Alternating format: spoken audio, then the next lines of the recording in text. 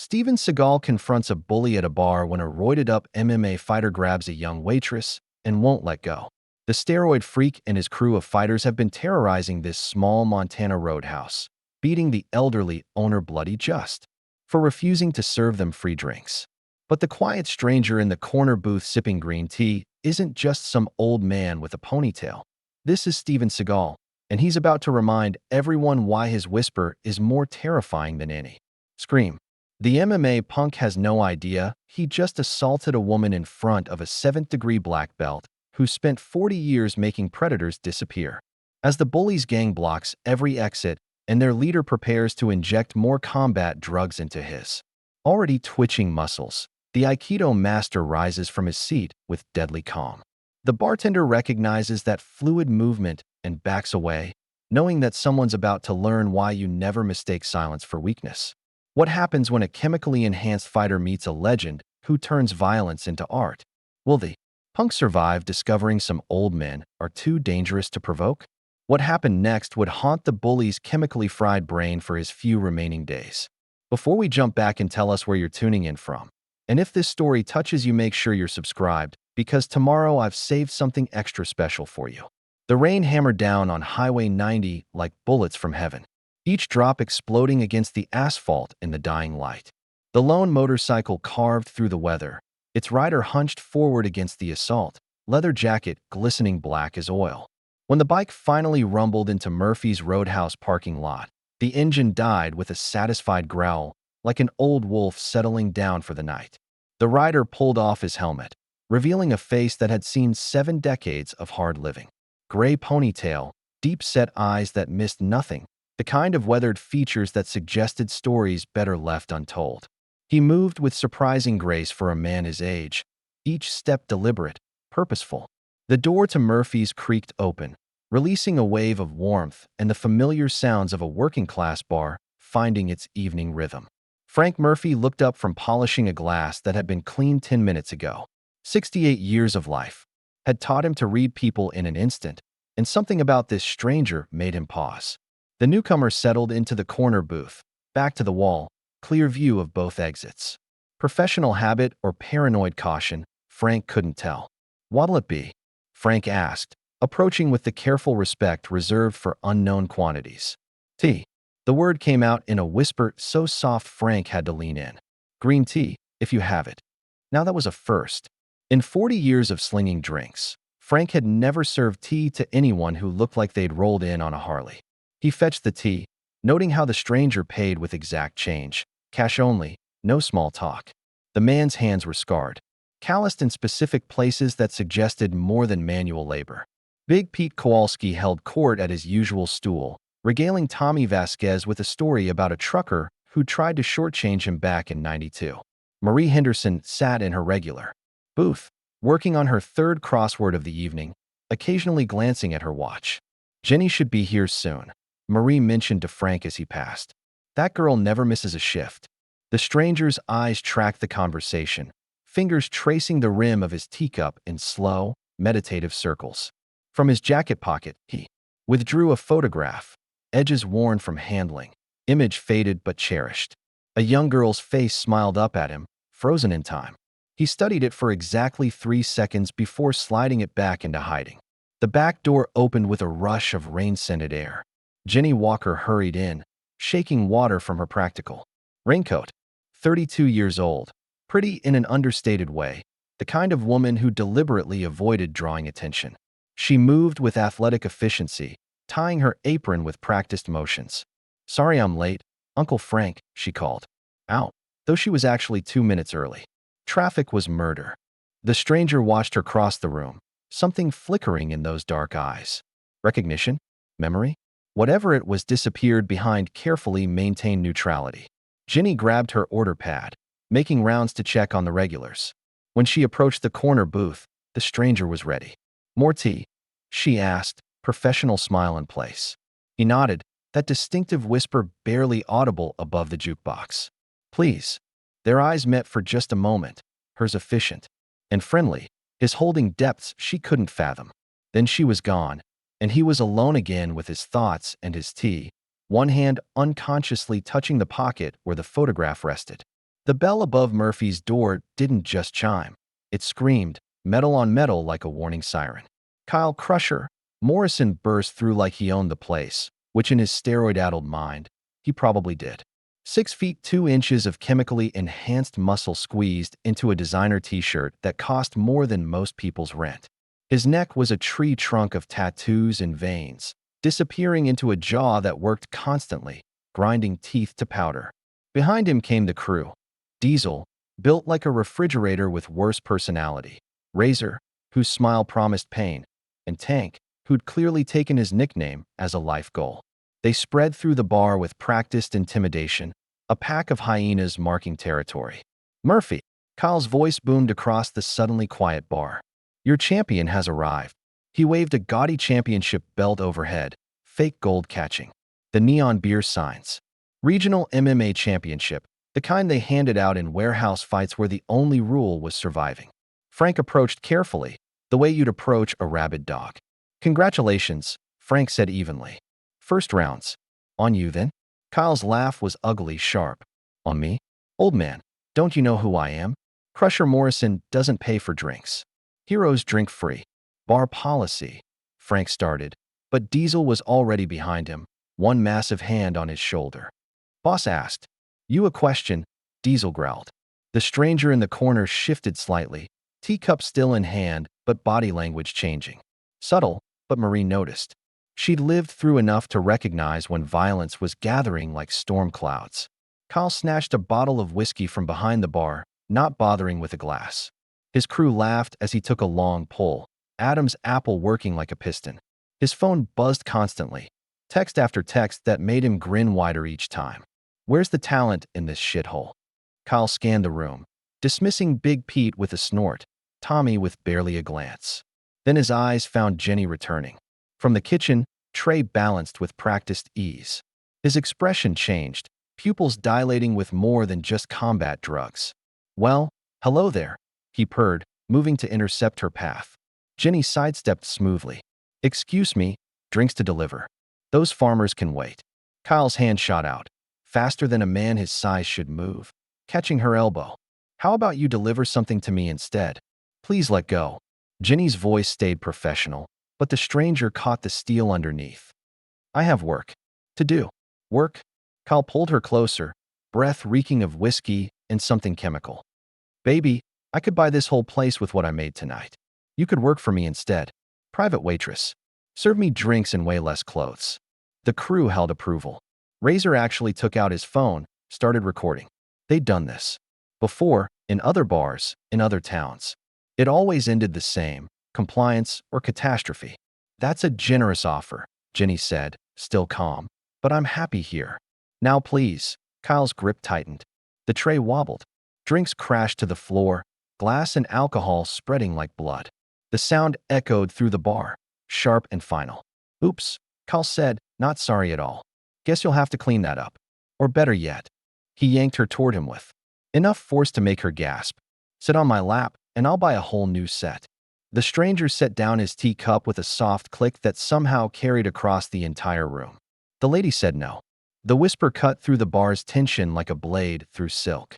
Everyone turned to see the stranger standing, having crossed the room without anyone noticing his approach.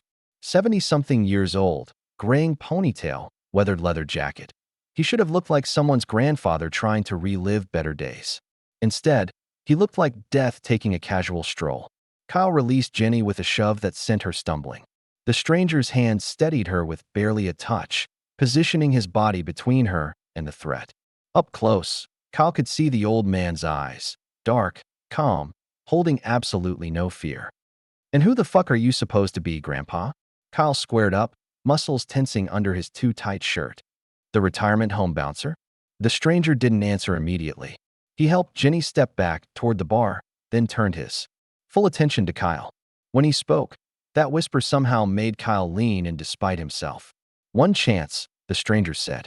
Apologize to the lady. Leave. Don't come back. The crew exploded in laughter. Tank actually slapped his knee. Razor kept filming, already thinking about the YouTube title. MMA champ destroys delusional boomer. One chance. Kyle mocked, spittle flying. Here's your one chance. Get back to your tea before I put you in the fucking ground. Marie. Henderson covered her mouth. Big Pete started to rise, but Tommy's hand on his arm stopped him. They'd both seen enough violence to recognize when it was past the point of intervention. I'm waiting, the stranger said. That did it. Kyle's face went purple, veins popping like guitar strings. His right hand cocked back, loaded with bad intentions and worse technique. The haymaker came in fast, all power and no finesse, the kind of punch that had dropped dozens of chemically impaired opponents in cage matches. Time stretched taffy slow. Jenny watched the fist approach the old man's face, certain she was about to witness a murder. Frank's hand dropped below the bar, reaching for Betty. The crew leaned forward, hungry for blood. The stranger moved like water finding its level. A slight shift of weight, a gentle redirection with his palm, and Kyle's punch found nothing but air. His momentum carried him forward, all that muscle and rage suddenly working against him. The stranger's foot repositioned slightly, creating a perfect pivot point. Kyle Morrison, regional MMA champion, terror of 3 counties, crashed face first into a table with the grace of a demolished building. Mother! Kyle tried to surge up, but his legs tangled in chair wreckage. His second wild swing met the same result, the stranger flowing around it like smoke. This time Kyle's momentum carried him into the bar itself, splitting his lip on the polished wood Frank had spent decades maintaining. Blood painted Kyle's teeth as he spun, throwing combinations now, left hook, right cross, uppercut. The stranger danced between them, never moving more than necessary, each dodge placing Kyle further off balance. It was like watching a matador work, if the bull was rabid and the matador preferred green tea. Kyle's third rush ended with him crashing into the cigarette machine, adding out of order to its list of problems. He stayed down longer this time, chest heaving, eyes wild with disbelief. His crew stood frozen, unable to process what they were seeing. Their unstoppable boss was getting schooled by someone who looked like he should be feeding pigeons in the park. You're dead. Kyle spit blood, pointing with a shaking finger. You hear me, old man? You're fucking dead. You and everyone in this shithole. He staggered to his feet, crew rushing to support him. As they headed for the door, Tank muttered something about calling Victor and moving up the timeline. The stranger heard it all, filed it away. The door slammed behind them, leaving silence thick as molasses. Then Big Pete whistled low. Well, he said, that's something you don't see every day. The stranger returned to his booth, but Jenny noticed something as he passed. His hand dipped smoothly into her apron pocket, retrieving something that had fallen during the chaos. He settled back with his tea like nothing had happened, but Jenny felt the weight of her wallet missing, the wallet with her very unofficial, very federal identification inside. Murphy's Roadhouse closed early, the neon beer signs flickering, off one by one like dying stars. Frank counted the till with hands that barely shook. 40 years of bar ownership had shown him plenty of violence, but nothing quite like tonight's clinic in applied physics. Jenny finished mopping up the last of Kyle's blood, the stranger still sitting in his booth, having paid his tab, but making no move to leave. We're closed, Jenny said, approaching with forced casualness. But thanks for. She gestured, vaguely at the reconstructed chaos. That. We should talk. The stranger's whisper carried weight. Outside, Jenny's hand drifted toward her hip, where her Glock 19 rested under the apron. Something in his tone set off every alarm her DEA training had installed. He noticed the movement, raising both hands in the universal gesture of peace. Your parking lot has better privacy than here, he said. That's all. They stepped into the Montana night, rain having softened to mist that haloed the streetlights. The stranger reached into his jacket, and Jenny's hand found her weapon's grip. But he only produced her wallet, holding it out like a peace offering. Aikido training, he said. Helps you notice when things fall. The wallet flipped open in his hand, revealing the DEA badge for a split second before he closed it. Jenny's entire demeanor transformed, waitress to federal agent, in one heartbeat. The Glock cleared leather, trained center mass. Hands where I can see them. Her voice had dropped an octave, steel replacing silk. How long have you known? Jessica. He used her real name like a key turning in a lock. It's me. The words hit harder than any of Kyle's punches could have. Jessica's weapon didn't waver, but her eyes widened, pieces clicking together with audible precision. The way he moved, that whisper, the protective positioning during the fight. No. The word came out cracked. No, you don't get to do this. Jessica, 20 years. The Glock trembled now, rage and recognition warring across her features. 20 fucking years of nothing, and you show up now? When I'm this close to breaking this case. Steven Seagal, because of course it was him, of course her absent father, would materialize like a ghost from her mother's old stories, stood perfectly still. The mist gathered in his gray ponytail, making him look older, more fragile than the man who'd just dismantled 4 fighters without breaking a sweat. I've been tracking the same organization, he said. From the Asian supply side. The trails. Led here. Bullshit. Jessica's laugh was bitter as black coffee. You left when I was 12. Mom died thinking you'd abandoned us for some martial arts fantasy in Japan. You missed everything, my graduation, the academy, her funeral, everything. I know. You know? The Glock finally lowered, replaced by hands clenched into fists. That's it. 2 words for 2 decades? Tomorrow night, Seagal said, changing tactics. The shipment arrives. You've been under 6 months building Kyle's trust. I've been following the supply chain for 2 years. We're after the same people. Jessica's jaw worked, processing. He was right. Tomorrow's delivery was everything she'd worked for. 50 million in synthetic steroids, connections mapped up and down the coast. But him being here, now, threatened all of it. I don't need your help, she said. I've done fine without you. I'm not offering help. He stepped back, giving her space. I'm stating fact. Tomorrow night, that warehouse becomes a war zone. Whether we work together or apart, we'll both be there. She stared at him, cataloging changes. 20 years had softened his body, but sharpened something else. Turned him from the warrior she barely remembered into something more dangerous. A man with nothing left to lose but her. Stay away from my operation, Jessica said finally. You've done enough damage for one lifetime. She turned toward her car, needing distance, air, anything but his presence. His voice followed her, soft as mist. Frank Murphy, he said. Ask him about Beijing, 98. Ask him who paid for this bar. She drove away without looking back, leaving Seagal in the rain. He pulled out his phone, dialing from memory. Frank, he said when the answer came. It's me. We need to talk about your niece. The Wagon Wheel Motel squatted beside Highway 90 like a concrete toad, all peeling paint and flickering vacancy signs. Jessica's room was end unit, backed against scrubland. Chose it for the exit options, not the ambience. Her laptop glowed in the darkness, surveillance photos cascading across the screen.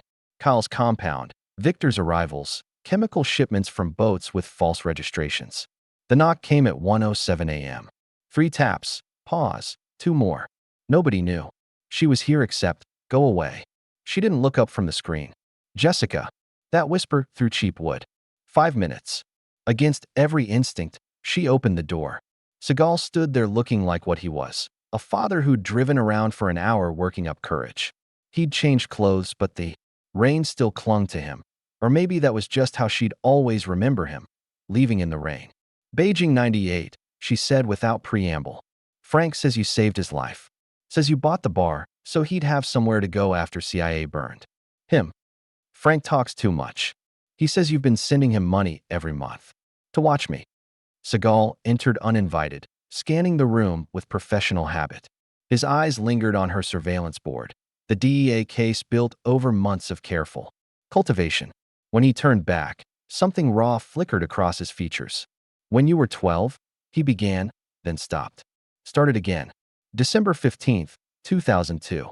You just won your yellow belt. We celebrated at that pizza place you loved. Remember? Gino's, Jessica said automatically. You let me get 2 desserts. That night, while you slept, I killed 3 men in our backyard. The words landed like stones in still water. Jessica sank onto the bed, laptop forgotten. Bratva hit team, Seagal continued. Sent for me, but they had your school schedule. Your mother's work route. They were going to take you both, make me watch, then kill us all. You're lying. From his jacket came a battered notebook. He tossed it onto the bed beside her. She opened it to find her life documented in careful detail, surveillance photos, security reports, threat assessments. Her prom, corsage matching. Her dress. police academy graduation, imp in the tree line. Her mother's funeral, a groundskeeper who stayed too long at the grave. Every birthday, he said. Every Christmas. Every time you cried. I was there, Jessica. Just far enough away to keep you safe. Mom died alone. Jessica's voice cracked. Cancer ate her alive while you were playing ninja in Japan. Room. For 47, St. Mary's Oncology Ward. The orderly who made sure her morphine pump never ran dry. Who held her hand those last hours when you were in court testifying. His voice finally broke. She knew, Jessica. At the end, she knew. The notebook slipped from numb fingers. 20 years of anger crumbled against evidence of a different truth. Not abandonment, but another kind of love, twisted by necessity into absence. There were 17 more attempts, Seagal said. Moscow, Belgrade, Hong Kong. Each one I stopped made 2 more enemies. Leaving was the only way to draw them away. Staying would have killed you. And now, Jessica wiped her face, hating the tears. What's changed? Now you carry a badge and a gun. Now you're hunting the same monsters I am. He gestured at her surveillance wall. Viktor Kozlov, former Spetsnaz, runs the European supply chain. Lost his brother in Moscow, 92. This is personal for him. You know him? I made him. Seagal's smile held no humor. Every life I took creating another Victor, another reason to stay away. Until now. Kyle's compound squatted in Billings Industrial District like a cancer cell, all concrete and steel pretending to be legitimate. Morrison MMA Elite, blazed in neon letters across the converted warehouse, visible from the interstate. Inside, behind the gym's facade, Viktor Kozlov stood in the chemical lab watching Kyle rage. He made me look weak. Kyle's voice cracked, split lip reopening with every word. In front of everyone. Viktor didn't look up from the tablet in his hands, scrolling through files with practiced efficiency. Ex-Spetsnaz officers learned patience. In Chechen basements and Afghan mountains. Kyle Morrison's tantrum barely registered. Describe him again, Viktor said in accented English. Each word precise as a surgical cut. The fighting style. Fucking ghost, man. Moved like water, like Kyle's hands gesticulated wildly, trying to capture something beyond his vocabulary. Like he knew where I'd be before I did. Aikido, Diesel offered from his ice pack. Seen it on YouTube. Japanese stuff. Viktor's scrolling stopped. His scarred face, souvenir from a knife fight in Grozny, remained expressionless, but something shifted in those dead gray eyes. He pulled up a specific file, military intelligence photos from various operations. Moscow 92. Belgrade 97. Hong Kong 01. This man. He showed Kyle the screen. Kyle squinted through swollen eyes. Could be. Yeah, the way he stood. That's him but older. Diesel, Viktor's voice could have frosted glass. Tank. Razor. Leave us. They scattered like roaches from light. Even chemically enhanced, they recognized apex predator when it spoke. Viktor waited until the door closed, then turned the tablet toward Kyle. The screen showed a younger Steven Seagal amid bodies, a crime scene photo from Moscow. You're lucky to be alive, Viktor said. This man has killed more professionally than you've fought in cages. Who is he? Someone I've waited 20 years to find. Viktor moved to the lab's secure cabinet, withdrawing an encrypted phone. And now he's here, in my territory, defending waitresses in dive bars. Not his pattern. So we kill him. Kyle's solution to everything. Direct violence. Maximum force. Americans, Viktor muttered in Russian. Then, in English, first, we determine why he's here. The DEA has an undercover agent in the area. Our source couldn't decrypt the identity, but the timing is suspect. He dialed the encrypted phone, switching to Russian when it connected. The conversation was brief, lots of duh and acceptance. When he hung up, something almost like satisfaction crossed his features. Tomorrow's shipment proceeds as planned, he announced. But we add entertainment for our buyers. Steven Seagal's execution should add significant value. The man who killed the unkillable, that's worth more than any drug. Kyle watched Viktor prep another syringe of XR7, the synthetic compound glowing faintly green. That's the shit that makes me strong? This makes you controllable, Viktor corrected, not bothering to lie. The strength is side effect. The real purpose is removing inhibition, fear, moral constraints. Perfect soldiers who follow orders. Without question, I don't follow anyone's orders. Victor's smile was winter wind through graveyards. You haven't noticed? Every injection makes you more compliant, more desperate for the next dose. By tomorrow night, you'll do anything I say. Kyle wanted to argue, but found himself already craving the needle's kiss. His muscles twitched, chemical dependency overriding pride. Victor administered the dose with medical precision. Now, Victor said as Kyle's eyes dilated, tell me everyone who was in that bar. Everyone who saw your humiliation. We clean house tomorrow. No witnesses to compromise the delivery. Kyle listed names eagerly, the drug making him helpful as a puppy. Jenny the waitress featured prominently, described in disturbing detail. Victor made notes, already planning contingencies. One more thing, he told Kyle. Increase surveillance on the bar. If Seagal returns, I want to know. If the waitress is federal, she'll make contact. Jessica stood in her motel room. Seagal's notebooks spread across the bed like evidence of a crime. Or evidence of love. She couldn't decide which hurt more. Photos of her life lived under invisible protection. Birthday parties where a tourist lingered too long. Dates where her father lurked ready to intervene. Graduations where the janitor looked familiar in hindsight. This is insane, she said, not for the first time. Seagal sat in the room's only chair, giving her space to process. Sanity is luxury in our profession. Our profession? She whirled on him. You don't get to claim me now. I built this life myself. Academy, DEA, every bust, every commendation. That was me. Yes. No argument, no justification. You became everything I hoped, without me. Because of you leaving, not despite it.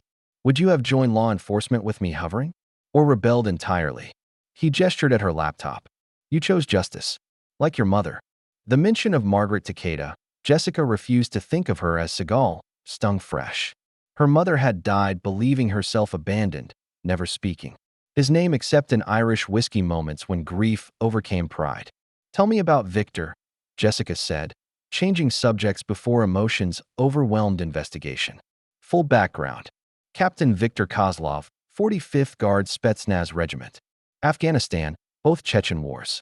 Specialist in wet work, assassination, counterintelligence, enhanced interrogation. Seagal's recitation held no emotion. Twin brother Dmitri joined Bratva after military service. Low-level muscle until he tried to make his name. By targeting you? By targeting families of American operators. December 15, 1992. 5 children dead at international school before I stopped him. Pause. Victor was on mission in Chechnya. Came home to close casket. Jessica pulled up Victor's file.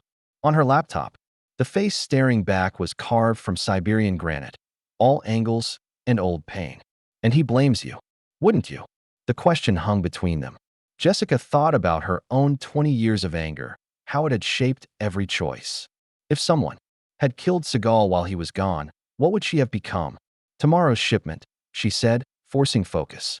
50 million in synthetic steroids, but more importantly, buyer list. Militia groups, cartel enforcers, private military. This isn't just drugs, it's building an army. XR-7, Seagal provided. We've tracked it through Asian labs. Eliminates fear response, multiplies aggression, destroys moral inhibition. Perfect for creating expendable soldiers. You've seen it used? Myanmar. Civilian massacre, 100 dead. The soldiers literally couldn't stop killing until the drug wore off. His jaw tightened. Then they remembered what they'd done. Suicide rate was 90%. Jessica's phone buzzed. Text from her handler. Where are you? Missed check-in. I need to get back, she said. Maintain cover. If Victor suspects, he knows. Seagal stood. Not who, but that someone's. Inside. Tomorrow's trap for both of us. Then we abort. Call and back up. Hit them before. With what evidence? Your word against his lawyers? Seagal moved to the door. No. Tomorrow we let traps spring, then turn it on them. We. Jessica caught the pronoun. I work alone. So did I. He paused at the door. Cost me everything. Don't make my mistakes. Jessica. After he left, she returned to the notebook. The last entry was recent. Photos from tonight at Murphy's, her serving drinks, unaware of protection. At the bottom, his handwriting, she's ready. Her phone rang. Frank Murphy's name on. Caller ID. Hey kiddo, Frank's voice warmed despite the hour. Heard you met your guardian angel. You knew. This whole time. Had my orders. Keep you safe. Keep you ignorant. Hardest mission I ever pulled. Pause. He's good man, Jessica. Broken maybe, but good. He left us. He left to save you. Different thing entirely. Frank's tone went serious. Tomorrow's gonna be rough. You need someone watching your six. There's nobody better. Jessica ended the call, staring at surveillance photos of Kyle's compound. Tomorrow would change everything. Case, her career, maybe her life. The question was whether she'd face it alone or finally let her father back in. Murphy's Roadhouse filled early for a Friday, locals drawn by morbid curiosity and loyal support. Word traveled fast in Billings. Crusher Morrison had been humiliated, Frank Murphy defended, and somewhere in the middle was a mysterious stranger who moved like water and hit like hammers. Jessica arrived at 6 sharp, noting Kyle's fighters. Positioned strategically. Diesel smoked against the building's north wall. Razor lounged by the pool table inside, pretending to play. 2 more she didn't recognize covered remaining angles. They weren't subtle, but then subtlety wasn't Kyle's strong suit even before the steroids ate his impulse control. She pushed through the door to find Frank holding court, retelling last night's events to eager listeners. His version grew with each telling, the stranger becoming more mythical, Kyle more pathetic.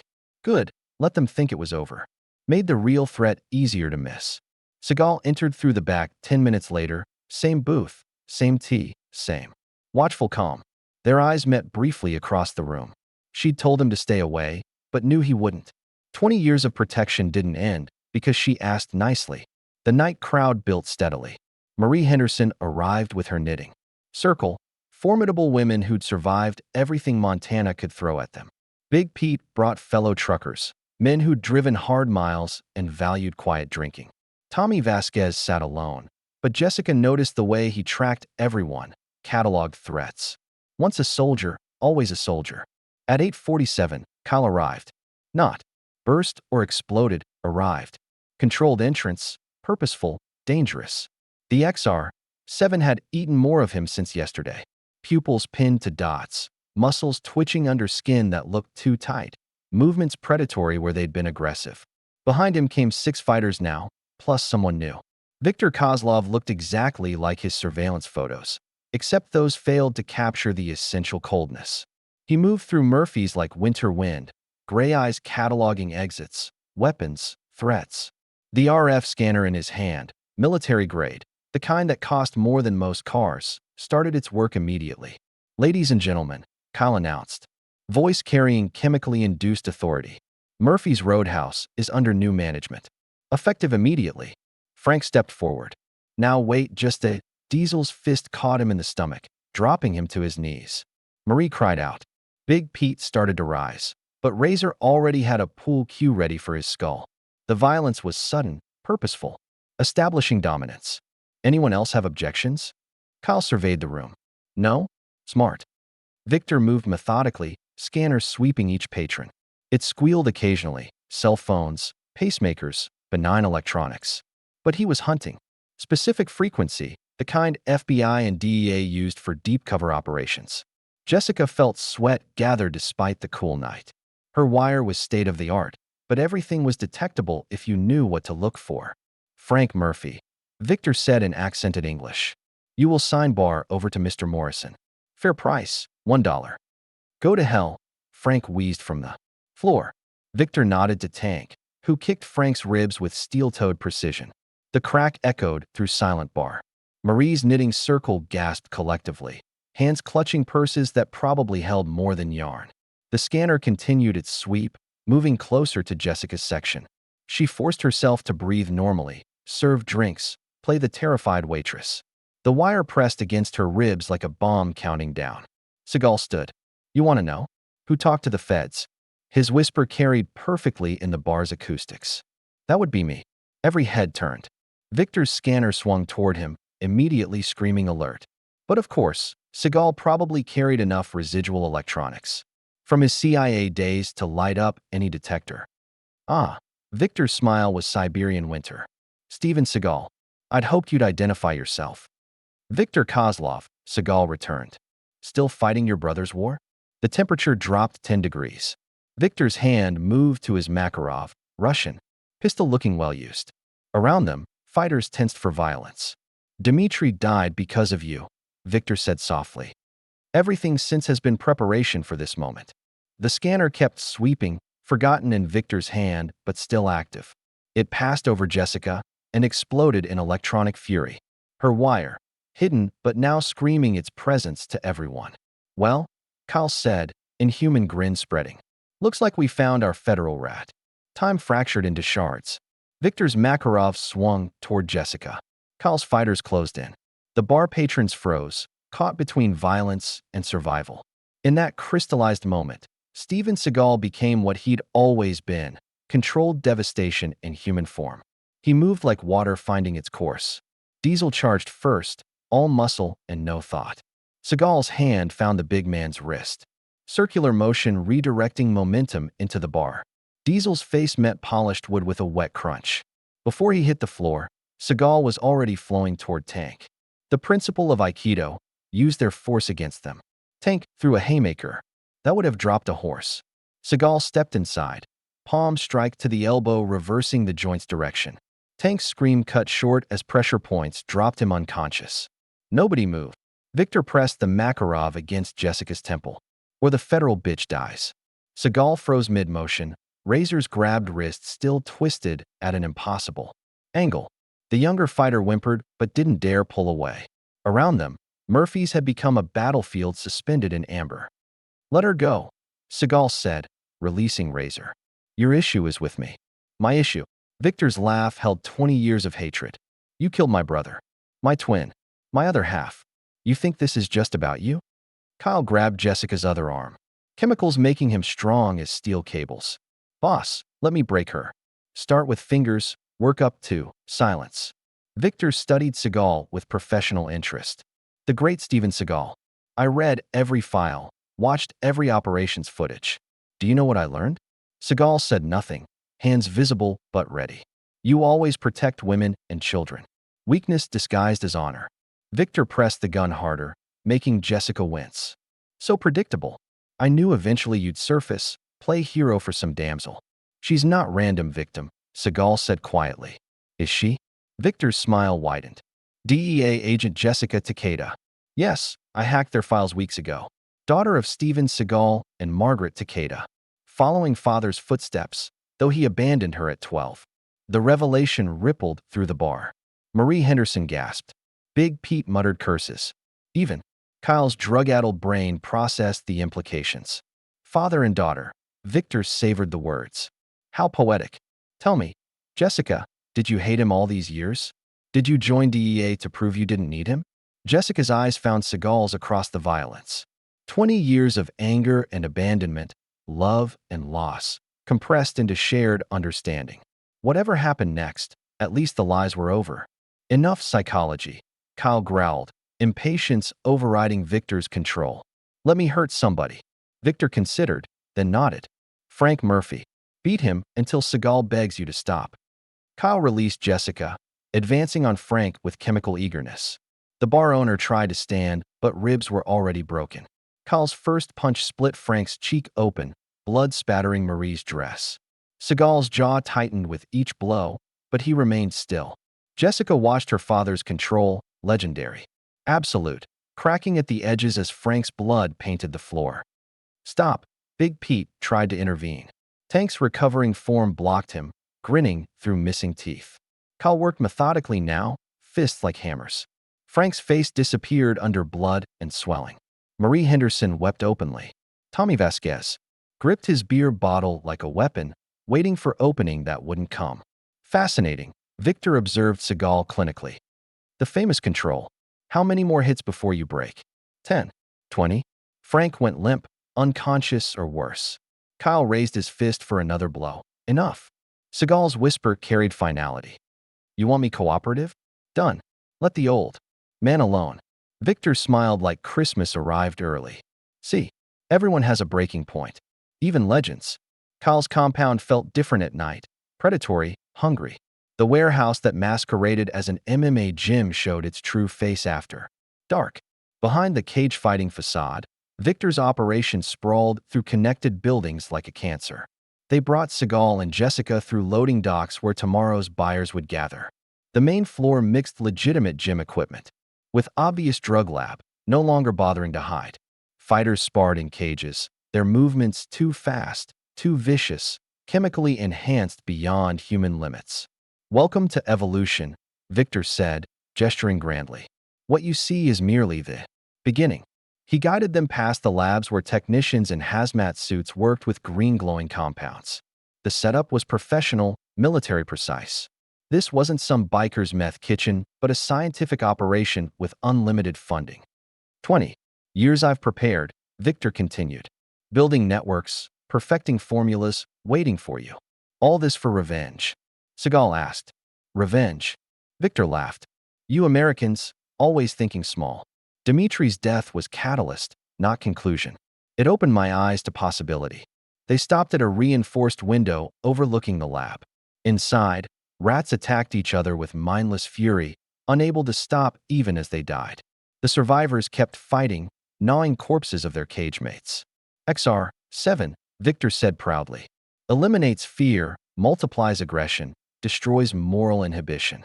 Perfect soldiers who follow orders without question, feel no remorse, stop at nothing. Until it kills them. Jessica spoke for the first time since capture. Seen the autopsy reports from Myanmar. Brain tissue looked like Swiss cheese. Version 1.0 had flaws, Victor admitted. Current formula is much refined. Mr. Morrison has been testing it for months. Kyle grinned at mention of his name. Pupils dilated to pinpoints. Makes me strong. Unstoppable. Watch. He punched a concrete pillar, hand shattering audibly. No scream, no flinch, just examined the ruined fingers with fascination. See, no pain, just power. Jesus, Jessica breathed. Side effects remain. Problematic, Victor conceded. But imagine armies who feel no pain, no fear, no hesitation. Imagine law enforcement who follow any order without moral qualms. Revolution through chemistry.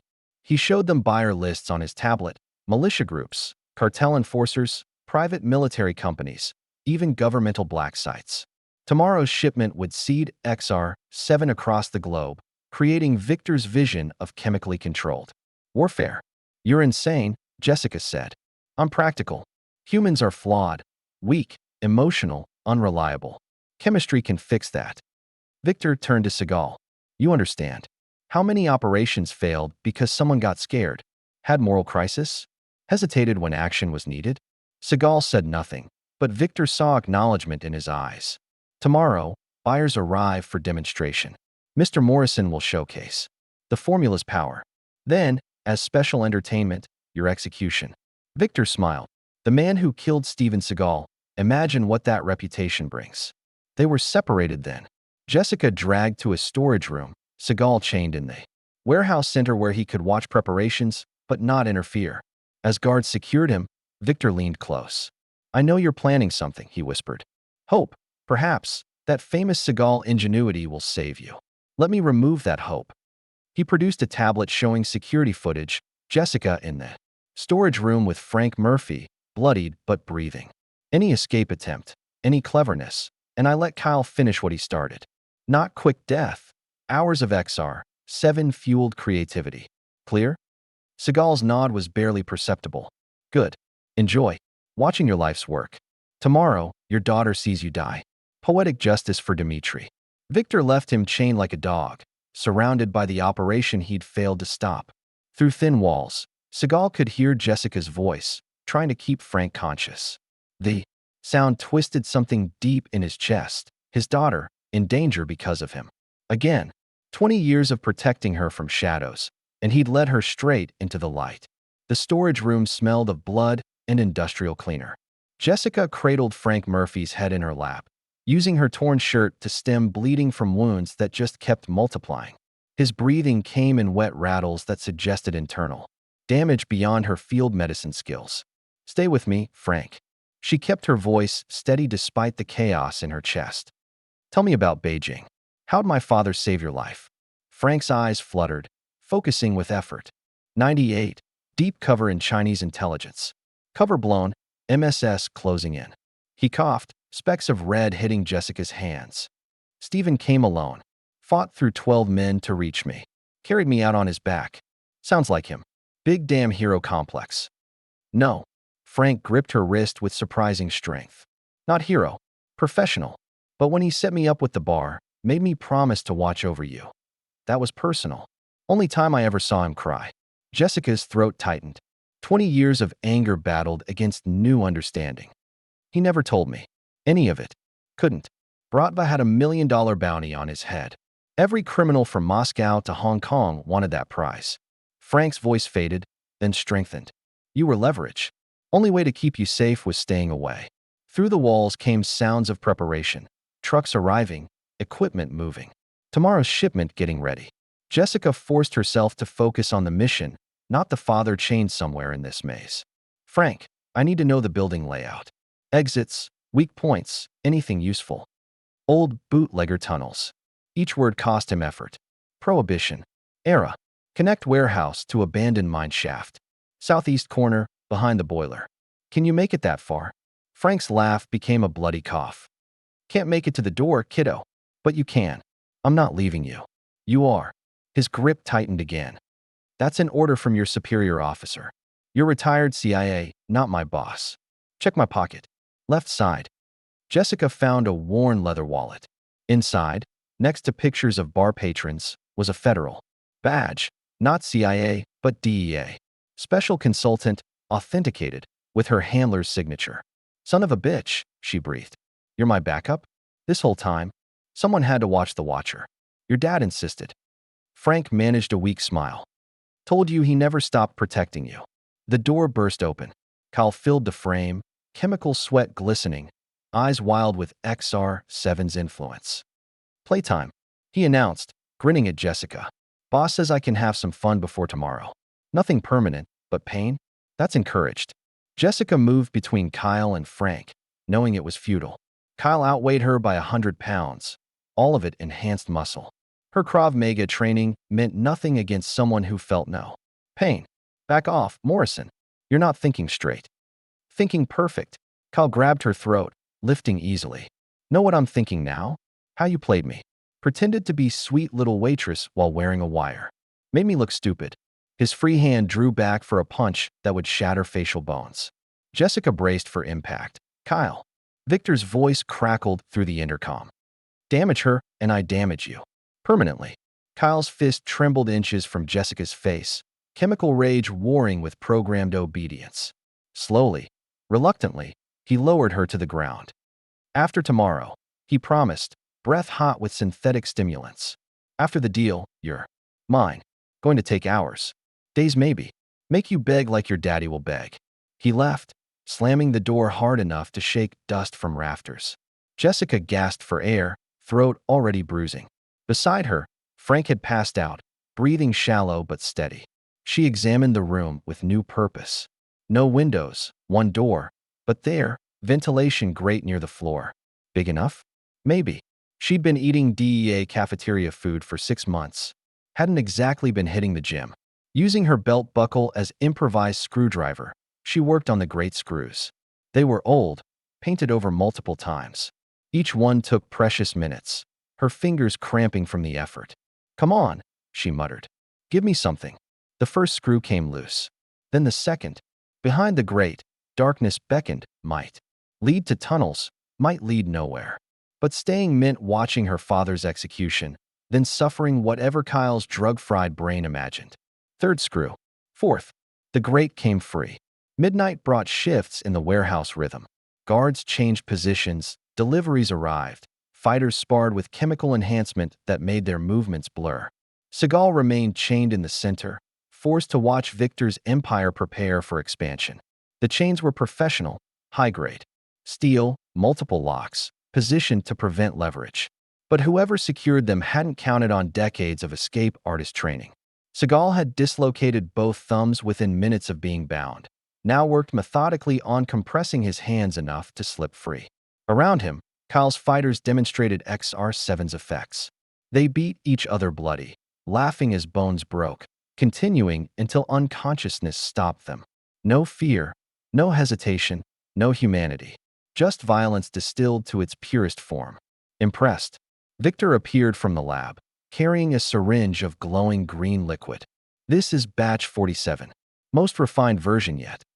Refined poison is still poison. Seagal said. Perspective. You see poison, I see evolution. Humans are weak, Seagal. Fear makes them hesitate. Conscience makes them question. Pain makes them stop. Victor held the syringe to the light. XR7 removes those limitations. Those aren't limitations. They're what makes us human. Humanity is overrated. Victor pulled a chair close, sitting eye level with his captive. Let me tell you about Dmitri. Seagal said nothing, but his hands stopped working the chains.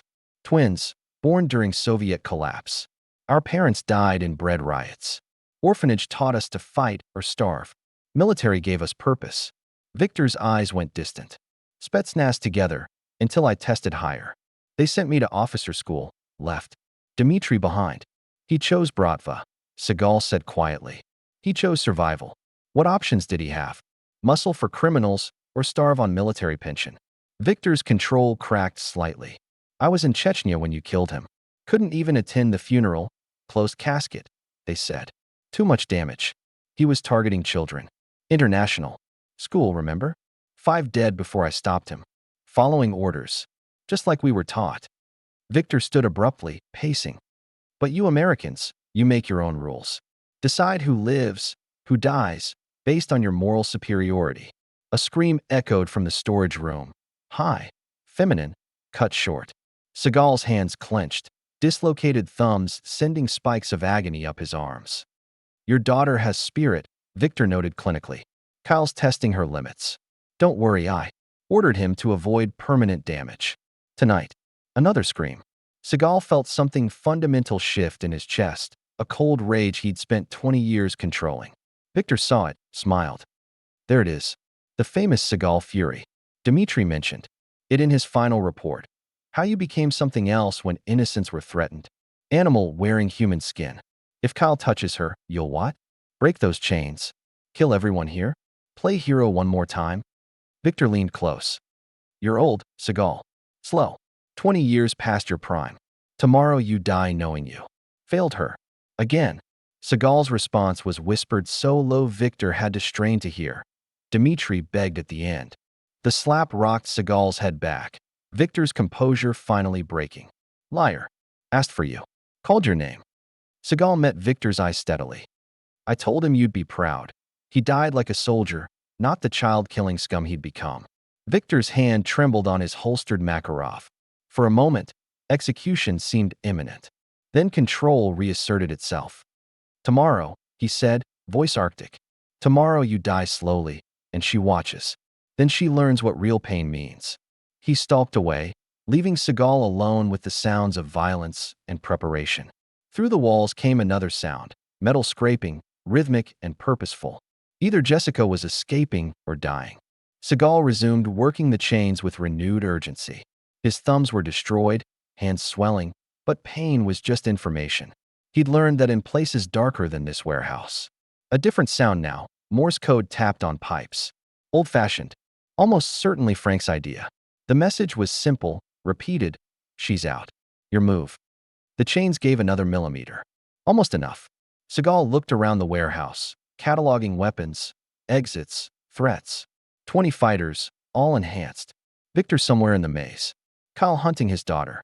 20 years of leaving her to keep her safe. Time to try something different. Time to stay and fight. The ventilation shaft was a metal coffin, barely wide enough for Jessica's shoulders. She crawled through decades of dust and rat droppings, following Frank's whispered directions echoing in her memory. Southeast corner, behind the boiler. The tunnel had to be there. Behind her, Kyle's rage echoed through the compound. He discovered her escape minutes ago, his chemically enhanced screams shaking the infrastructure. Find her. Tear this place apart. Jessica forced herself forward, elbows scraped raw, breathing through her nose to avoid tasting the filth. The shaft branched. Ahead, left toward the labs, right toward mechanical rooms. She went right, praying Frank's intel was accurate. Voices below, muffled by metal and insulation. Victor's accented calm. She's in the vents. Postmen at every exit. Use the thermal scanners. Shit. Military-grade heat detection would find her in minutes. Jessica moved faster, knees banging against metal with each shuffle. Stealth mattered less than speed now. The shaft opened into a mechanical room, boilers, water heaters, industrial equipment humming with purpose. She dropped through the opening, landing hard on concrete. Her ankle twisted but held. No time for pain. There, behind the oldest boiler, a section of wall that looked different. Older brick instead of modern concrete. Jessica ran her hands along it, finding gaps, loose mortar. She pulled at bricks, fingernails tearing, desperation lending strength. Come on, come on. The bricks gave way, revealing darkness beyond. Not just darkness, air movement, the smell of earth and age. The tunnel. Footsteps in the corridor outside. Multiple sets, moving fast. Jessica grabbed a wrench from a tool rack, then squeezed through the opening. The tunnel was narrow, ceiling low enough to force her to crouch. But it led away from the compound, away from Kyle's chemical madness. She'd made it 30 feet when lights blazed behind her. Kyle's voice, distorted by XR7 and fury. Got you now, bitch. He was too big for the tunnel, shoulders wedged against the walls, chemical strength tearing through earth and support beams. The tunnel groaned, decades old wood protesting. Dirt rained from above. Jessica ran, bent double, wrench clutched like a talisman. The tunnel branched, left or right. She went left on instinct, Kyle's pursuit shaking the entire structure. His breathing was wrong, wet and ragged, like the drugs were eating him from inside. Another branch. This time she saw it. Morse code carved into wood. J in dots and dashes. Frank had marked the path, probably years ago, preparing for this moment. She followed the marks, Kyle falling behind as the tunnel narrowed further. Light ahead, not artificial but stars, blessed stars. The tunnel opened into the mine shaft. Abandoned equipment rusting in moonlight. Jessica stumbled out, gasping clean air, then froze. Victor stood 20 feet away, Makarov aimed at her chest. Predictable, he said. Frank Murphy's emergency exit, used twice in the 90s. Did you think I wouldn't know? Behind him stood 4 fighters, all showing signs of XR7 use, twitching. Muscles, dilated eyes, barely contained violence. Jessica was trapped between them and Kyle, who was now literally tearing the tunnel apart to reach her. Drop the wrench, Victor ordered. She did, metal clanging on stone. Her mind raced through options, finding none. No backup coming, no clever escape. No, Morse code. Not from the tunnel, but tapped on metal somewhere above. She recognized the pattern. Duck. Jessica dropped as something flew overhead. A figure in weathered leather, moving with impossible grace for someone his age. Seagal hit the first fighter mid-leap, momentum and technique turning the man's own strength into a weapon. The fighter went down hard, neck at an angle that suggested permanence. The others reacted with chemical speed, but no coordination. Seagal flowed between them like smoke through grasping fingers. An elbow here, a pressure point there, using their enhanced aggression against them. They were stronger, faster, younger, but he was water finding its level, and water always wins. Victor's gun tracked the movement, trying for a clear shot. Jessica rolled, grabbed the wrench, threw it with DA-trained accuracy. It caught Victor's wrist, sending the Makarov spinning into darkness. The mine shaft erupted into chaos. Kyle burst from the tunnel like a demon birthed from Earth, his body grotesquely swollen from XR7 overdose. Veins pulsed visibly under skin, stretched too tight, eyes blood red, movements no longer entirely human. Nobody moved. He held a grenade. Military issue, pin already pulled. Or we all die together. Everyone froze. Victor, nursing his damaged wrist. Seagal, standing over fallen fighters. Jessica, caught between them all. The grenade trembled in Kyle's chemical grip, one twitch from ending everything. Kyle, Victor said carefully. Put the pin back. You're not thinking clearly. Thinking perfect. Kyle's grin split his face too wide. Know what I think? You all played me. Used me. Made me into this. He gestured at his destroyed body. But Crusher's got the power now. The drug is killing you, Jessica said. Look at yourself. The bleeding. The shaking. Your body's failing. Don't feel nothing. Kyle laughed, high and manic. That's the beauty. No pain. No fear. No stopping. Going to take you all with me. Show everyone Crusher Morrison ain't no joke. Seagal shifted slightly, almost imperceptibly, but Kyle caught it, swinging the grenade toward him. You. This is your fault. Made me look weak. You were weak. Seagal said quietly. Drugs didn't change that. Just revealed it. Kyle's face purpled, veins bulging further. Victor saw the moment coming. The final chemical surge that would cause either explosion or implosion. He made a choice. Dmitri was weak too, Victor said suddenly. Everyone turned to stare. Victor continued, voice hollow, my brother. I spent 20 years telling myself he was a soldier following orders. But the truth? He chose to target children. Chose to become monster. Victor. Jessica saw something breaking in the ex-Spetsnaz officer. Just like I chose this. He gestured at the carnage, the fallen fighters, the chemical madness. 20 years of revenge, and for what? To become worse than what I hated? Kyle wasn't listening, lost in his own deterioration. Foam gathered at his mouth, muscle spasming. Randomly, the grenade shook violently. Jessica, Seagal said calmly. Close your eyes. She did, trusting. In that darkness, she heard movement. Her father's lifetime of training compressed into one moment. A sound like water over stone, then Kyle's scream cut short. When she opened her eyes, Kyle was down. Grenade somehow back in Victor's hands. Pin replaced, danger neutralized. Seagal stood between them, hands bloody but stance ready. How? Victor stared at the grenade. Aikido principle, Seagal said. Redirect force, don't oppose it. His own convulsion provided the energy. Kyle writhed on the ground, body finally surrendering to XR7's ravages. Green foam mixed with blood from every orifice. His eyes found Jessica, momentarily lucid through the chemical haze. Hurts, he whispered. Everything hurts now. Then he was gone, the drugs claiming their ultimate price. Victor stared at the corpse, seeing his own future in its twisted features. 20 years, he said to no one. 20 years to become him. Sirens wailed in the distance, multiple agencies converging. Jessica's beacon had finally brought the cavalry, but she kept her eyes on the two men who'd shaped her life through presence and absence. It's over, she said. No, Victor disagreed. The compound is rigged. 5 minutes after I don't check in, everything burns. Evidence, chemicals, all of it. Then check in, Jessica suggested. And perpetuate this? Victor laughed bitterly. Become the next Kyle, the next Dmitri? No, some cycles must end. He looked at Seagal directly. You were right. Dmitri died like scum. I've been honoring a lie. Victor, Seagal started. For minutes now. Get to minimum safe distance. Victor sat on a boulder, suddenly looking every one of his 45 years. Let me do one honorable thing.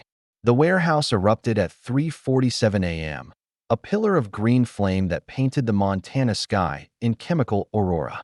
From the hillside where they'd retreated, Jessica watched 6 months of undercover work vaporize along with Victor's empire. Beside her, Seagal stood silent, face unreadable in the flickering light. He didn't have to die, Jessica said. He'd been dying for 20 years. Tonight he finally stopped. The DEA response team swarmed the wreckage, hazmat suits making them look like aliens investigating a crashed ship. Jessica's handler, Agent Rick Delacroix, approached with barely contained fury. Takeda, what the hell happened? 6 months of surveillance, and you blow it sky high?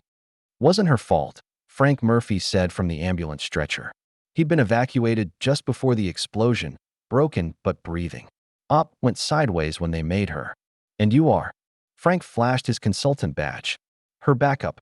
The one you didn't know about because this was need to know. Delacroix's face went through several shades of bureaucratic purple. We'll discuss this later. Takeda, I want a full report. You'll get it. Jessica cut him off. After I visit Frank in the hospital. After I sleep for 12 hours. After I process watching a man dissolve from the inside. She walked away, leaving Delacroix sputtering. Seagal followed, matching her pace, saying nothing. They reached her car, a boring DEA fleet sedan that had never suited her cover. That was stupid, she said. Delacroix could end my career. He won't. You sound certain. Your handler takes orders from someone. That someone takes orders from someone else. Seagal's smile was cryptic. Eventually, those orders trace back to people who value results over protocol. Jessica studied her father in the dying firelight. Your handler. The one who arranged Frank, who's been watching. Over me. They're still active? Some guardians never retire. They just shift methods. They stood awkwardly, 20 years of separation, making simple conversation a minefield. Finally, Jessica asked, "What now? You disappear again? Back to the shadows?" "I was thinking breakfast," Seagal said. "That diner on Route 90 does good pancakes. It's 4 in the morning. They open at 5. Jessica checked her watch. An hour to kill, standing in a field with the father she'd hated and loved in. Equal measure for 2 decades. Behind them, the warehouse continued burning, toxic smoke requiring evacuation of a 3-mile radius. "You saved my life tonight," she said. "Again, you saved mine first. That wrench throw was excellent. You taught me. When I was 8. Objects in motion, you said. Give them purpose." You remembered. I remembered everything. The words came out harder than intended. Every lesson, every moment, every promise to come back soon. Seagal absorbed the hit without flinching. "I'm sorry. Are you? Or would you do it again?" He considered carefully. "To keep you alive? Yes. Every time." "That's not an apology." "No. It's a truth." A DEA helicopter circled overhead, spotlight searching for survivors who didn't exist. The pilot would find nothing. Victor had been thorough in his self-destruction. Only Kyle's body remained, a warning about the price of chemical shortcuts. The hard drive. Jessica remembered suddenly. You grabbed it from Victor's office. The buyer lists, the formulas, Seagal produced it from his jacket. All here. Though the Real intelligence died with Victor. He knew more operations? Other labs. He knew the why. Who funded this, what they really wanted. Seagal pocketed the drive again. XR7 wasn't about money. It was about creating controllable armies. For who? That's what I've been tracking. What brought me here? He paused. What I'll be investigating next. Jessica heard the future tense, the assumption of continued separation. Something cold settled in her chest, familiar disappointment, expected abandonment. Right, she said. Well, good luck with, I could use help, Seagal interrupted. Someone with federal resources, undercover experience. Someone I trust. The words hung between them like a bridge partially built, requiring a leap of faith to cross. The diner materialized from morning mist like a chrome and neon promise. Mabel's 24-hour breakfast, the sign proclaimed, though the second B had burned out years ago. Truckers and shift workers hunched over coffee, creating the church-quiet atmosphere of people needing caffeine before conversation. They took a corner booth, Jessica automatically checking exits while Seagal sat with his back to the wall. Old habits, genetic or trained, creating a mirror image of paranoia. Coffee. The waitress, Donna, by her name tag, looked like she'd been serving breakfast since the Eisenhower administration. Tea, Seagal said. Green if you have it. Coffee. Jessica ordered, then caught herself. Actually, tea. Same as him. Donna's eyebrow raised slightly, but she said nothing, returning with 2 cups and hot water. They sat in silence, the ritual of tea preparation providing safe activity. So, Jessica said finally, this investigation of yours. These shadow people funding super soldier programs. You have leads? Berlin, Prague, Singapore. Seagal listed cities like grocery items. Shell companies, chemical shipments, patterns that don't quite fit. Sounds like months of work. Years maybe. Probably. Dangerous. Certainly. And you want a partner? I want my daughter. The words came out raw, unplanned. 20 years of watching from distance. I want to try something else. Jessica's teacup paused halfway to her lips. Just like that? 0 to family. You have a better timeline? I don't know. Maybe start with a phone call. Birthday card? Not hey. Want to fight international conspiracies with dad? Would you have answered a phone call? She considered. No. Read a birthday card. Probably burned it. So we skipped to the part where we work together. Learn each other that way. Seagal's smile was self-deprecating. Unless you have better offers? The DEA will want me back on standard duty. Paperwork, debriefs, psychological evaluations after tonight. Jessica grimaced. Months of bureaucracy. Or I take accumulated leave. Personal time to process trauma. She made air quotes. Could be gone months before they noticed. Berlin's nice in autumn. I don't speak German. I do. Of course you do. Jessica shook her head. This is insane. We can't just pretend 20 years didn't happen. Not pretending. Starting from where we are. Donna returned with pancakes neither had ordered. You two looked hungry, she explained. Besides, Mabel's theory, pancakes solve everything. They ate in companionable silence, finding rhythm in shared space. Jessica noticed how her father cut his food. Precise, efficient, same as her. Little mirrors of behavior. Nature or nurture impossible to separate. Mom would have hated this, Jessica said suddenly. Margaret would have understood, Seagal corrected. She always understood necessity. You visited her. At the end. Every day for the last week. She knew, Jessica. Knew why I left, why I stayed away. He paused. She forgave me. Did she? Her last words were about you. Keep her safe, she said. But don't keep her caged. Jessica felt tears threaten, pushed them down. And your response? That you were strong enough to keep yourself safe. You just needed space to prove it. Space. That's what you call 20 years. I call it necessity that became habit that became cowardice. Seagal's admission surprised them both. Easier to watch from distance than risk rejection up close. And now you're pointing guns at Russian operatives and throwing wrenches with tactical precision. Think you've proven the point. Jessica laughed despite herself. So what? We're partners now? Seagal and daughter, international investigations? Needs work, but we can workshop it. The sun crept through the diner windows, painting everything gold. Night's violence felt distant, unreal. But Jessica's bruised throat and Seagal's bloody knuckles testified to its truth. One condition, she said. We do it honestly. No lies, no shadows, no disappearing. Agreed. And you teach me that water flow thing. The aikido. That takes years to master. Good thing we're starting now. They shook on it, father and daughter, strangers and family, bridging 20 years with a simple gesture. Outside, the Montana morning promised clear skies. Victor's gun aimed at Jessica, Seagal frozen in place, DEA sirens growing louder outside. Kyle writhes on the floor, the XR-7 overdose destroying his nervous system. The buyers have fled, leaving only Victor's core team. I've waited 20 years for this moment, Victor says. You killed my brother in Moscow, left his body in the snow. Now you watch your daughter die. His finger tightens on the trigger, and Frank Murphy appears behind him, bloodied but upright, swinging a tire iron. The blow staggers Victor, his shot going wide. In that instant, both Seagals move. Steven flows across the warehouse floor with lethal grace, while Jessica rolls behind cover, returning fire. The battle becomes three-dimensional, fighters on catwalks, behind equipment, using the warehouse maze. Seagal demonstrates why he's a legend. Each movement economical and devastating. Age has refined him to pure efficiency. This isn't over, Seagal. Victor retreats toward the tunnel system, wounded but not defeated.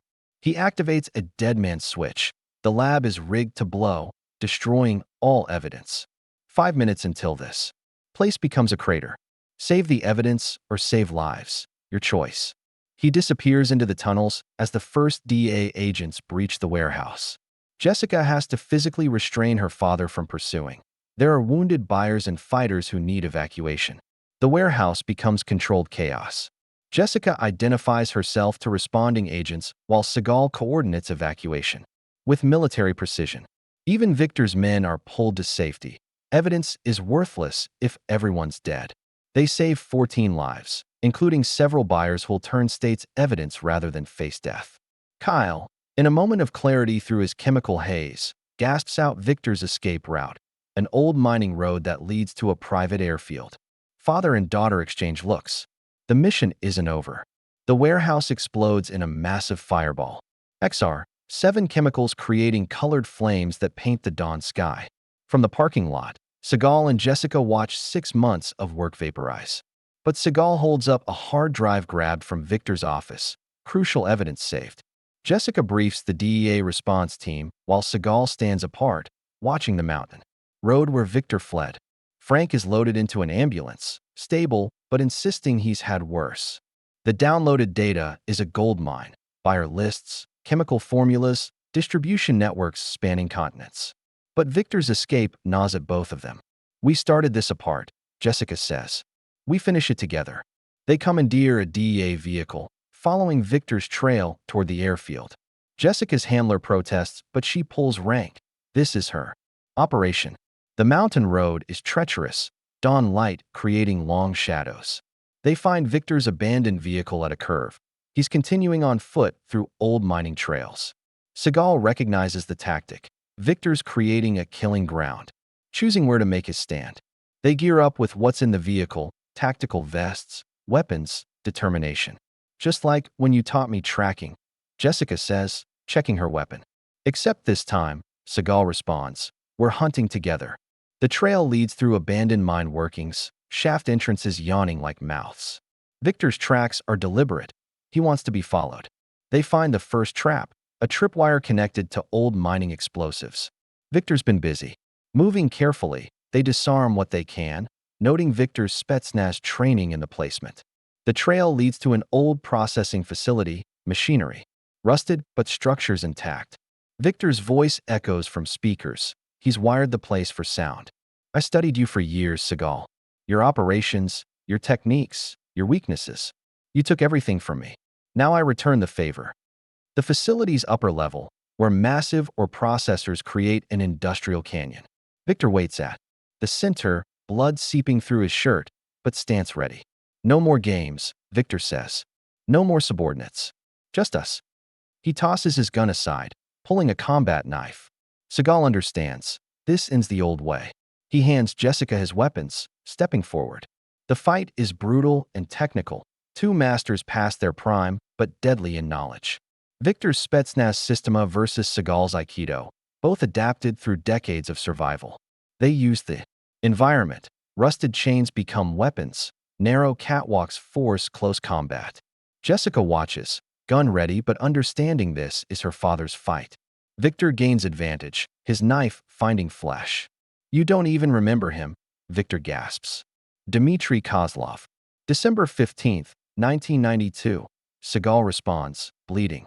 He chose his fate when he targeted a school to get to me. The revelation breaks Victor. Seagal does remember, carries the weight of every life taken. In that moment of emotional collapse, Seagal disarms him. But instead of killing Victor, he applies a submission hold. It ends, Seagal says quietly. The cycle stops here. Victor, defeated in body and spirit, breaks down. 20 years of revenge fantasies crumble into nothing. Jessica calls for DEA backup and medical. Even Victor deserves justice, not vengeance. As they wait, father and daughter finally have a moment of peace. The sun rises over the Montana mountains, painting everything gold. Victor sits in custody, a broken man facing his choices. Seagal and Jessica stand together, no longer separated by shadows and secrets. So, Jessica says, Berlin. After we deal with the paperwork, Seagal smiles. And after I teach you proper risk control. That throw earlier was sloppy. Sloppy? I saved your life. You saved it poorly. We'll work on technique. They walk back toward the approaching helicopters, father and daughter, finally on the same side. DEA helicopters arrive at the facility. Victor is taken into custody, broken but alive. He'll face justice for his crimes and potentially provide intelligence on other operations. During the flight back, Jessica's handler grudgingly admits Seagal's value to the operation. The hard drive contains enough evidence to dismantle XR-7 distribution nationwide. At the hospital, Frank Murphy is recovering. He and Seagal share a moment of understanding between old warriors. You protected her well, Seagal says. Just following orders, Frank grins, from a friend who couldn't be here himself.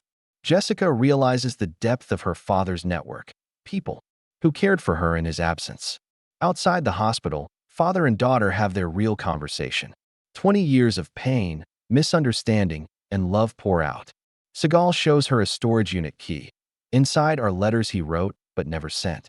Birthday cards, graduation gifts, all waiting for when it was safe to reconnect.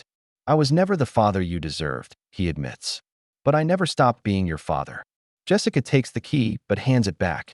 We'll go through them together. If you have time before your next disappearing act. Seagal smiles. Maybe. It's time I stopped disappearing. 1 week later, Murphy's Roadhouse has reopened. Frank is behind the bar with his arm in a sling. The regulars have returned, the sanctuary reclaimed. Jessica enters. Officially Jessica now, her cover permanently blown. She orders tea instead of coffee, sitting in her father's old booth. The locals treat her differently now, with respect earned through shared trauma. She's establishing a DEA task force focusing on synthetic combat drugs, using the intel from Victor's operation. Her phone rings constantly, but tonight, she's just Frank's niece, having tea in a Montana bar. The door chimes. From the kitchen comes a familiar whispered voice ordering green tea. Seagal emerges carrying 2 cups, sitting across from his daughter. "Thought you were heading to Tokyo," she says. "I was," he admits. "But someone suggested I try staying for once." 6 months later, DEA headquarters, Washington, D.C. Jessica leads a briefing on Operation Thunderstrike, the systematic dismantling of XR7 networks worldwide. The operation is a massive success. Victor's intelligence, given in exchange for a reduced sentence, has led to hundreds of arrests. The XR7 formula has been classified, its research locked away. Jessica's team has become the premier unit for synthetic combat drugs. She's earned commendations, promotions, respect, everything she once sought to prove herself. But something's missing. After the briefing, she finds a package on her desk. No return address, just coordinates. Inside are intelligence files on a new threat, biological weapons being developed using XR7 research. The note is simple. The fight continues. Perhaps this time not alone. Jessica stands on the roof of the DEA building, looking out over D.C. She calls a number she memorized months ago. "Hi, Dad," she says when he answers. "About that job offer." Seagal's quiet laugh comes through. "I'm in Berlin. Rough crowd dealing enhanced fighters to terrorists. Need backup?" she asks. "Always," he replies. "But only if it's someone I trust." Jessica smiles, already planning her leave of absence. "See you in 48 hours. The next morning, she submits her request for extended leave. Delacroix protests, but her record speaks for itself. She packs light, tactical gear, fake passports Seagal taught her to make years ago, and her father's old notebook. At the airport, she texts Frank, going on vacation. "Tell the regulars I'll bring back souvenirs." His response is immediate. "Stay safe, kiddo. Your dad's waiting at gate 47. She boards the plane to Berlin, trading her DEA badge for something older. The legacy of a warrior's daughter finally claiming her birthright. Berlin's Tegel Airport. Jessica emerges from customs to find Seagal, waiting, looking more relaxed than she's ever seen him. He's not hiding anymore, not from enemies, not from her. They embrace, a simple gesture that carries 20 years of healing. As they walk toward his car, he briefs her on the Berlin situation. Former KGB, enhanced fighters, biological weapons. The usual Tuesday. Jessica laughs. Just another family business day. They drive into the city, 2 generations of warriors united at last. The safe house is modest but well-positioned. Multiple exits, clear sight lines, weapons cached throughout. Jessica notices the second bedroom is already set up for her, down to her preferred tea brand. "You were confident I'd come," she observes. "Hopeful," Seagal corrects. There's a difference. They review the intelligence together. The Berlin cell is run by Alexei Volkov, Victor's former colleague. He's taken the XR7 formula and weaponized it further: aerosol deployment, delayed activation, genetic targeting. He's creating a plague, Jessica realizes. Not just super soldiers. Whole populations turned into killing machines. Which is why we stop him. Seagal pulls up building plans. Tomorrow night, he meets buyers at an underground club. We infiltrate, identify the players, trace the supply chain. Just the 2 of us against an entire cell. Would you prefer an army? I'd prefer not getting killed on my first father-daughter mission. Seagal smiles. Then I better teach you that water flow technique. We have 18 hours. They spend the night training in the safe house. Aikido principles, pressure, points, the art of redirecting violence rather than meeting it head-on. Jessica is a quick study. Years of anger transformed into focused discipline. "You're a natural," Seagal observes after she successfully redirects his attack. "Must be genetic. Or maybe I had a good teacher," Jessica counters. Even if he was teaching from shadows.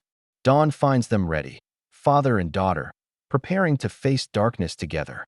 The underground club pulses with electronic music and chemical sweat. Berlin's criminal elite gather in spaces between dancing bodies, conducting business in plain sight. Jessica and Seagal enter separately, her as a buyer's assistant, him as aging mercenaries seeking employment. Alexei Volkov holds court in the VIP section, surrounded by enhanced fighters who twitch with barely contained violence. He's younger than Victor, hungrier, with the true believer's gleam in his eyes. Jessica makes contact with her supposed buyer, feeding him lines through an earpiece, while Seagal positions himself near the fighters. They're testing the new formula, aerosol canisters that turn ordinary people into temporary berserkers. Imagine, Volkov preaches to assembled criminals, dropping this over enemy cities. Their own populations become the weapon. No invasion needed. The demonstration begins. A volunteer from the crowd inhales the aerosol, transformation immediate, pupils dilated, muscles tensing, aggression erupting. He attacks the nearest person with mindless fury. The fighters restrain him as buyers murmur appreciation. Jessica and Seagal exchange glances across the crowd. This is worse than expected. But as they prepare to move, Volkov speaks again. Of course, some are immune. Those with specific genetic markers, like the legendary Steven Seagal's bloodline. The room shifts. Fighters move to block exits. Volkov smiles directly at Jessica. Did you think we wouldn't know Victor's killer had a daughter? That she'd come eventually? He produces a modified canister. This version is specifically coded to your DNA, Agent Takeda. One breath, and you become our demonstration, daughter killing father on camera. Poetic, no? The trap springs. Fighters close in from all angles. But Volkov underestimated one thing. 20 years apart taught both Seagals to fight alone. Together, there's something unprecedented. The club erupts into choreographed chaos as father and daughter flow through opponents like paired dancers, each movement complementing the other. Decades of separation transformed into perfect synchronization. The Berlin police find the club in ruins, Volkov's operation dismantled, enhanced fighters subdued, biological weapons secured. Security footage shows two figures moving in perfect harmony, but their faces are mysteriously obscured. Jessica and Seagal watch from a rooftop as hazmat teams remove the aerosol canisters. Another threat ended, another network exposed. Volkov himself is in custody, ranting about genetic warfare and evolution through chemistry. Prague next, Seagal says. Volkov's supplier. Then Singapore, trace the money. A world tour of taking down mad scientists, Jessica muses. Not how I pictured family bonding. Would you prefer Disneyland? Maybe after Singapore. They leave Berlin as quietly as they arrived. On the plane, Jessica reviews their growing intelligence network, each operation revealing more connections, deeper conspiracies. The work will never truly end, but now she understands that's not the point. 3 months later, Murphy's Roadhouse receives a postcard from Prague. The message is brief. Wish you were here. Scratch that. Glad you're safely there. S and J. Frank pins it behind the bar, next to photos from Jessica's DEA commendation ceremony and a newspaper clipping about mysterious vigilantes disrupting international drug networks. The regulars speculate, but Frank says nothing, just smiles and polishes glasses. A year passes, then 2. The postcards keep coming: Singapore, Moscow, Buenos Aires. Each one represents another operation, another victory for the father-daughter team that officially doesn't exist. Finally, on a rainy Tuesday that reminds everyone of that first night, the door opens. Jessica and Seagal enter, older, scarred in new places, but moving with the easy confidence of partners who trust completely. The usual? Frank asks already, reaching for the tea. They nod, settling into the corner booth. Home isn't a place. It's the people who wait for your return. Murphy's Roadhouse stands as sanctuary, the constants in lives lived in shadow. So, Marie Henderson approaches with her knitting. How was the vacation? Jessica and Seagal exchange amused glances. Educational, they say in unison. The fight continues. But now, neither fights alone. If you like the story, please watch another story on our channel and subscribe to the channel.